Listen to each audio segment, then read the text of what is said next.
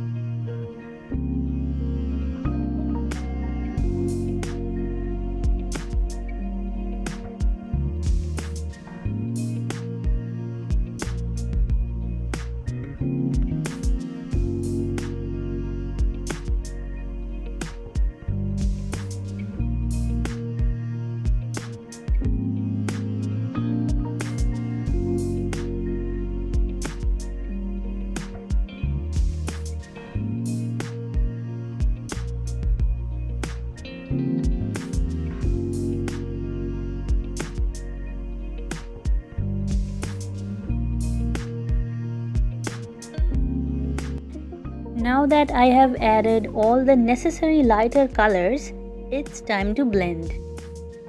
I am using my mixer brush. You can find more details about it in my skin blending tutorial or brush customization series.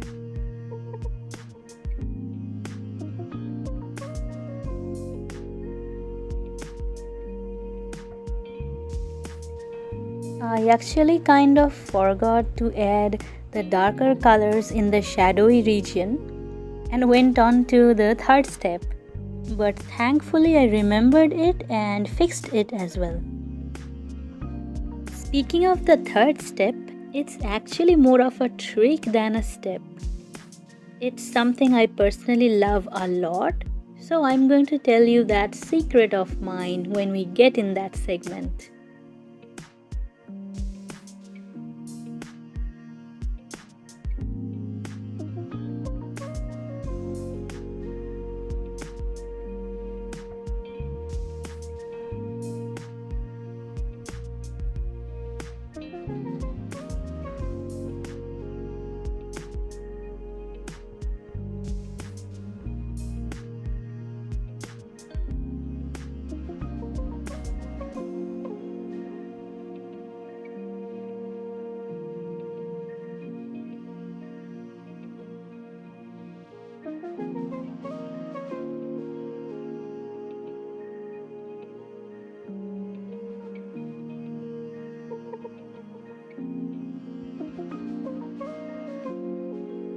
So now it's time for the third step, which is going to be adding a bright, warm, saturated color in between the shadow and highlighted region.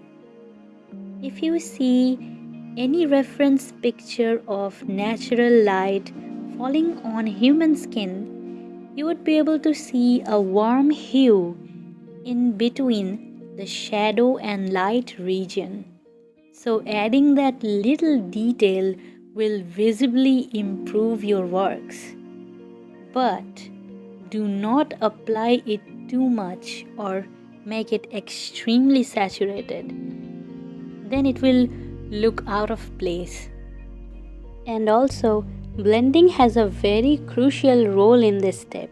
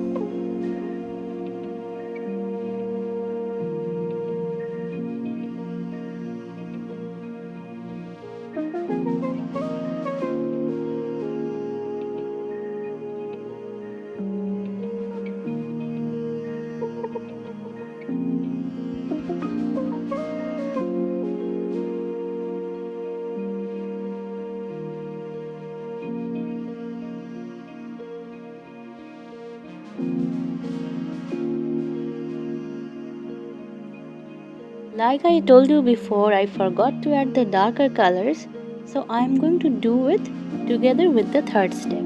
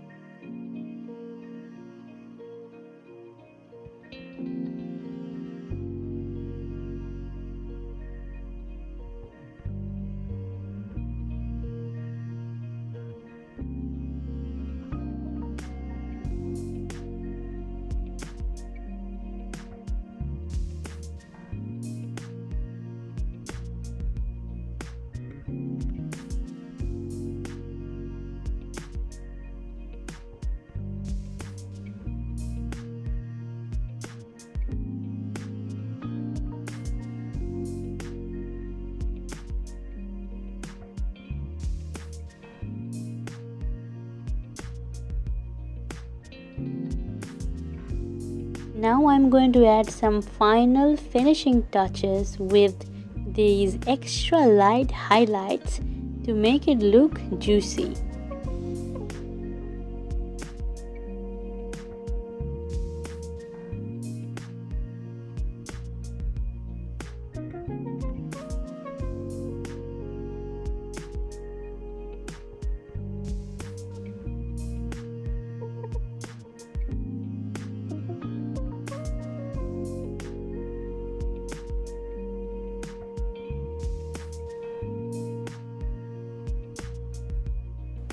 All the 3 main steps end here. But if you want to see some extra things that I did, then look out for the next segment. Otherwise, you are good to go.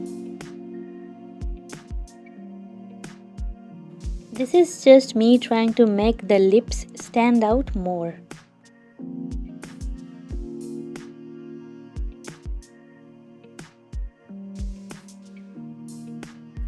After that, I decided to add the saturation blending mode to tweak the saturation level of the colors.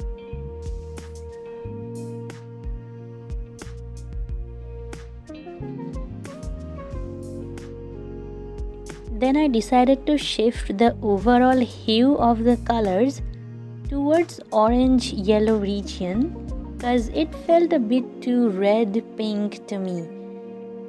And this new version looks more of a natural skin color. And that's it. That's the final result. Let's quickly check both the artworks before and after the fixing to compare. I hope it was a helpful tutorial for you. Let me know what more issues you face while coloring. I will try my best to help you out. So thank you for watching. I will see you with the full process video of this portrait very soon. Till then, take care.